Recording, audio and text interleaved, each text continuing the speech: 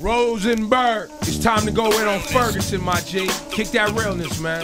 Oh, guys, you see it. Front page of the paper today. Out of control. That's what they're saying. Talking about what's happening in Ferguson, Missouri after the death of an innocent kid named Michael Brown on last weekend.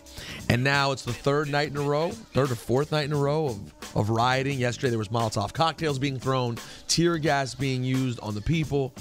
And still, we do not know who the man is who pulled the trigger and ended the life of Michael Brown. Now, this is a complicated issue. I don't think we should oversimplify it, right? I do understand what the anger is about. I think we all feel that anger.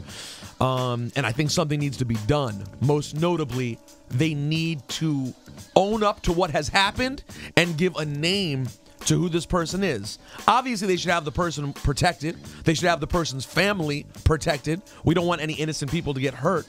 But by continuing to not allow the people to know who committed this crime, they are making this situation worse and worse. Makes it look like they got something to hide.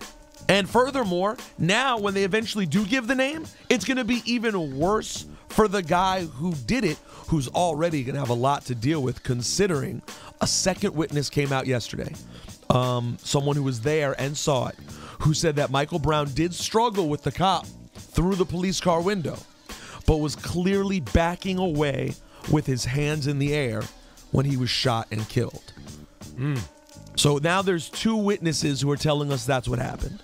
You have people who are completely just feel like the government and the police don't care about them at all, and they feel that way with good reason.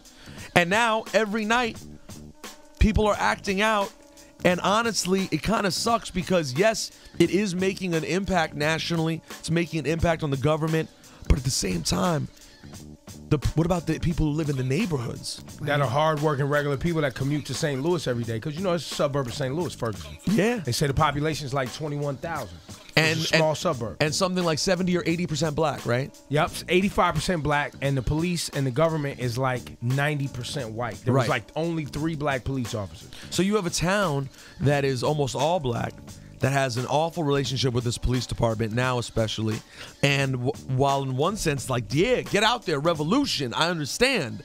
The next moment, I'm like, but what about all the people who have kids in this town? So it's just a mess. So what is Ferguson going to do to fix this problem? And more importantly, because let's be honest, can the Ferguson government really handle this? Ultimately, what is the federal government going to do to fix this problem? And the answer is we need to know what the investigation is going to be, who this person is, and this person can't simply be on administrative paid leave. That is not enough. Someone has to do something, though. We can't just have these riots going on every single night.